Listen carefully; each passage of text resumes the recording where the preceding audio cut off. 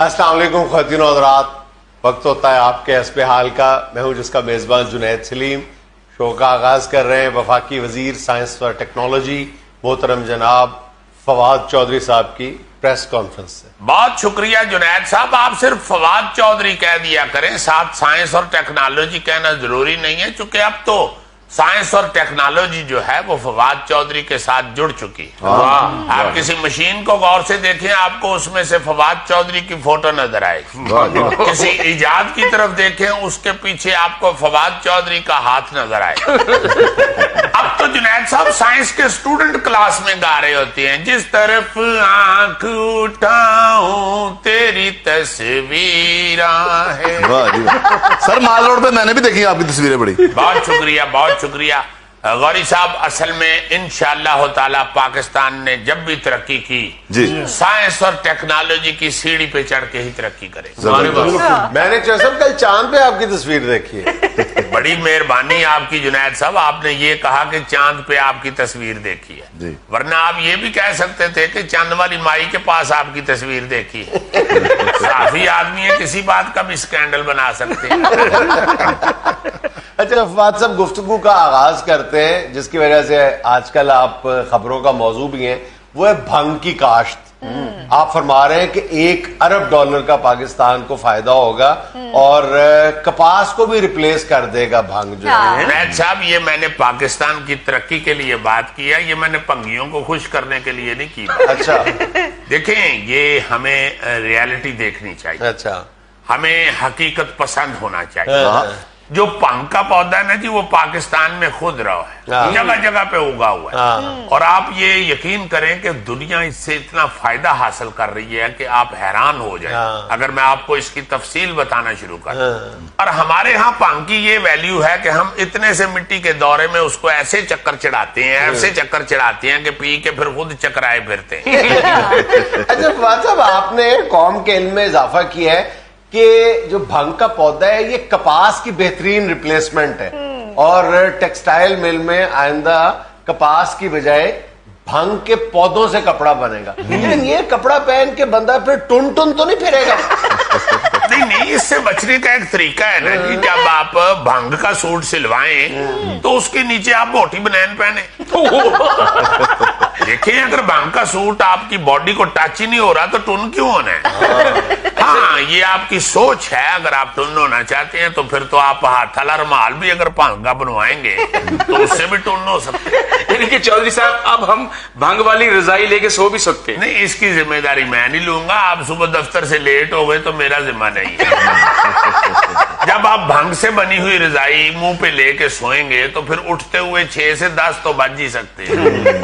चौधरी साहब, रजाई ते बंदा लेंदा गर्म होने वास्ते, ते भंग हुंदी है ठंडी, किते सुते पे बंदे नूं सरसाम ना हो जाए। इसका भी एक तरीका है ना जी, आप खजूर का सराहना बनवाएं ना। आपको जिस्म से अगर ठंड चढ़ेगी तो सर से सुकून मिलेगा, गर्माइश आएगी, खजूर गर्म होती है। और जराबें आप जैतून के पौधे से बनी हुई पहने। नहीं, बिल्कुल ठीक है। आप सर और पांव से अगर निगे होंगे तो आप ठीक रहेंगे। अच्छा, एक और आपने बड़ा अजीब बयान दिया। आपने कहा है कि हम जो भंग काश्त करेंगे वो घोल के भी कोई पी लेगा तो उसको नशा नहीं होगा। ये तो ऐसे ही है ना कि गन्ना होगा लेकिन मीठा नहीं होगा। ये कैसी भंग? देखें जुनैद साहब, वो फार्मी भंग होगी ना, इसलिए उससे नशा नहीं होगा। जैसे आप देसी मुर्गा खाते हैं तो आपकी बॉडी में तराटे पड़ती हैं। हाँ जी, हाँ जी। और अगर आप फार्मी मुर्गा खाते हैं तो आपको पता भी नहीं चलता। इसी तरह जब आप फार्मी भंग बेशक घोट के पी लेंगे उससे आपको नशा नहीं होगा। अच्छा सर, ये आपने ये भी फरमाया कि हुकूमत खुद भंग काश्त करेगी। अजीब मंजर होगा, कोई वजीर उधर टोक पड़ा होगा। नहीं जुनैद साहब, वज़रा को तो इसका तजुर्बा नहीं है ना, इसके लिए हम अलहदा 2500 भंगी भर्ती कर रहे हैं। जी जी। तो वो 2500 भंगी तो सारी फसल खुद पी जाएंगे। नहीं जुनैद साहब, उसका बंदोबस्त किया है ना, उन 2500 को एक एक प्याला पिला के सुला देंगे। अच्छा। उसके बाद 2500 और भर्ती करना है, वो काम करता रहेगा। लो जी चौधरी साहब, 1 करोड़ नौकरियां जो 5000 नौकरियां तो ये हो गई जी। देखिए, नौकरियां तो निकलती रहेंगी। जब देखिए आप कोई नया डिपार्टमेंट बनाते हैं तो उसका बाद में आपको मजीद बहुत कुछ पता चलता है। बहुत से और रास्ते निकलेंगे जुनैद साहब। With excuse on the serious note आप देखिएगा कि इस वजह से बड़ी तरक्की होगी मुल्क में और बहुत सी नई इजादात इंशाल्लाह हमारा महकमा करेगा। जैसे देखिए 2 महकमों में तो पहले ही हमारे यहाँ भंग का खासा इस्तेमाल हो रहा है। PIA के जहाज भंग के आदी हैं और पाकिस्तान रेलवे की ट्रेनें। जुनैद साहब, आपका ये ख्याल है कि सिर्फ इन 2 महकमों में भंग का इस्तेमाल हो रहा है? कोई भी महकमा ऐसा नहीं जहां भंग इस्तेमाल नहीं हो रही। आप पुलिस ले लें, आप CDA ले लें, LDA ले लें, एजुकेशन ले लें, वासा ले लें, वापडा ले लें, जहां भी जाएंगे आपको भंग कहीं ना कहीं जरूर नजर आएगी। आम कारोबारी लोग जो हैं वो थोड़ा भंग का इस्तेमाल करते हैं। आपसे कोई उधार लेने आता है, बगैर पैसे लिए उठता ही नहीं। जब आप उससे पैसे लेने जाते हैं तो आगे से हंस के दिखा देते हैं। ये सारी भंग की निशानी है। अच्छा। सुबह 1 बजे तक मार्केटें नहीं खुलती हैं, रात को 2:30 बजे तक दुकानें खोल के बैठे होते हैं। ये भंग नहीं तो और क्या है? सर इस पे आप रिसर्च करेंगे? सुना है कि बांदर नू भंग पिया दो तो बड़ियां आइटमां करदा हो। देखिए गौरी साहब, पहली बात तो ये है कि भंग साइंस और टेक्नोलॉजी में नहीं आता। उसे जब लेके आए पटोसी मार के बाहर निकल जाते। दूसरी बात यह है कि हर काम हुकूमत पे ना छोड़ें। आपका बांदर है, आप खुद उसका ख्याल करें, क्योंकि कल कला को आपने फखर से कहना है कि हुण ते मेरा बांदर कॉलेज जान लग पे। अच्छा सर, आपने अवाम को एक और खुशखबरी भी सुनाई है कि इस साल के एंड तक इलेक्ट्रिक बसें भी आ जाएंगी। देखें, बस कोई चलाएगा तो वो आ जाएगी। बस एक ऐसी चीज है कि उसको चला के लाएं तो वो आ जाती है। वैसे ये जो इलेक्ट्रिक बसों की मैंने बात की है, देखिए सिर्फ पाकिस्तान ही नहीं, पूरी दुनिया जो है वो इलेक्ट्रिक ट्रांसपोर्ट की तरफ जा रही है। पेट्रोल जो है वो आहिस्ता आहिस्ता खत्म होता जा रहा है। वैसे भी देखें, जितनी देर तक आपके पूरी दुनिया के साथ ताल्लुकात हैं उतनी देर तक आपको पेट्रोल की सहूलत है। जरा से ताल्लुकात खराब होते हैं तो आपको पेट्रोल की तरफ से जान के लाले पड़ जाते। बिल्कुल। इसलिए मेरा ख्याल है जब तक हम इलेक्ट्रिक ट्रांसपोर्ट की तरफ नहीं जाएंगे हम सुख ही नहीं रह सकते। और फिर जुनैद साहब, ये इलेक्ट्रिक बसों का बड़ा फायदा है, इसका टापा गर्म नहीं होता। आप इसके टापे पे भी 3-4 सवारियां बिठा सकते हैं। अभी जो पेट्रोल बस है उसके टापे पे तो सिर्फ ड्राइवर की फूफी का बेटा बैठता है। जिस सवारी ने टिकट ली हो वो नहीं बैठता, वो कहते हैं टापा गर्म है भाई जी, मैंने टिकट लिया। तो कोई ऐसा सिस्टम लेके आए ना कि जो बंदा इलेक्ट्रिक बस में बगैर टिकट के बैठे, वो बैठे तो उसको करंट पड़े। ये तो पड़ेगा। देखिए, जब इलेक्ट्रिक बस है तो उसमें से करंट तो पड़ेगा। ये तो बर्दाश्त करना पड़ेगा। और देखिए एक और बात, आपने देखा होगा कि जो पेट्रोल बसें होती हैं सर्दियों में वो स्टार्ट खड़ी होती हैं लारी अड्डों पे और उसके सिलेंसर के ऊपर डिप्टी ड्राइवर हाथ सेक रहा होता है।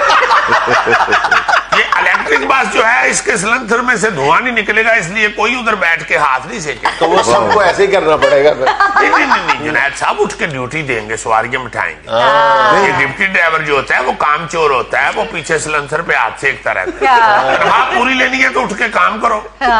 सब ऐसा तो नहीं कि सड़क पे पानी खड़ा उसमें से इलेक्ट्रिक बस गुजरे तो पता लगे सवारियां अर्थ हो गई हैं। भाई आप किस दौर की बात कर रहे हैं? अब आप देखें, जदीद दौर है, साइंस और टेक्नोलॉजी का दौर है और आपको ये समझना चाहिए कि अब साइंस और टेक्नोलॉजी फवाद चौधरी के हाथ में, अल्लाह के फजल।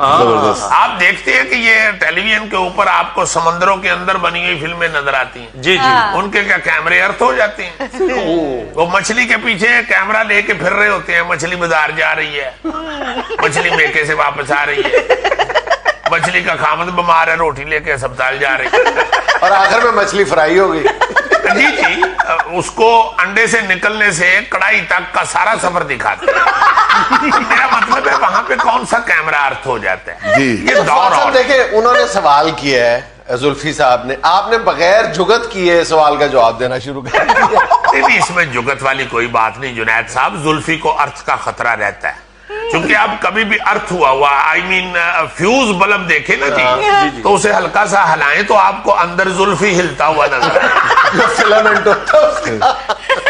इसलिए मेरा ख्याल है हर आदमी को हक हासिल है कि वो अपने रिजर्वेशंस का जरूर सवाल करे। इन बसों में वाईफाई भी होगा चौधरी साहब? यार तुम्हारा वाईफाई से क्या ताल्लुक है? ज्यादा से ज्यादा तुम तरबूज लेके बस पे चढ़ते हो।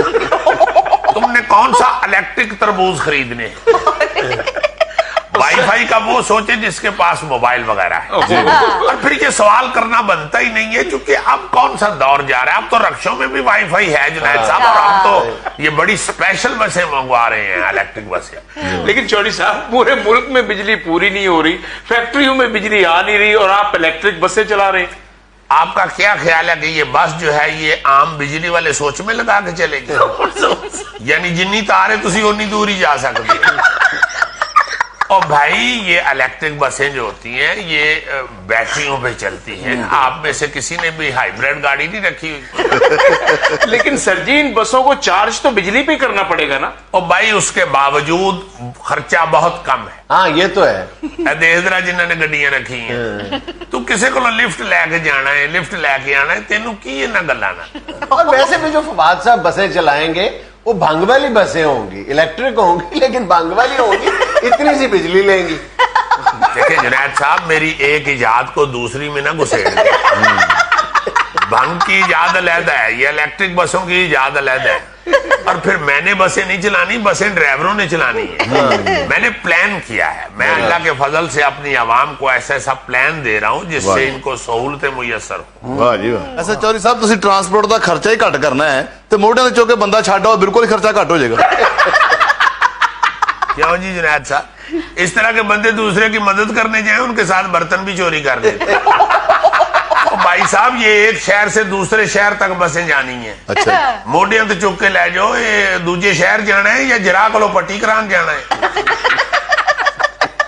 अच्छा फवाद साहब, ये इलेक्ट्रिक बसें जो आप चलाने का इरादा रखते हैं, इनके लिए भी कोई अलग ट्रैक बनेगा? और नहीं जुनैद साहब, ऐसे ट्रैफिक च भजी फिरेगी, ये बस केड़ी पर्दा कर दी। दुनिया में लेने एक छोटा सा वक्फा,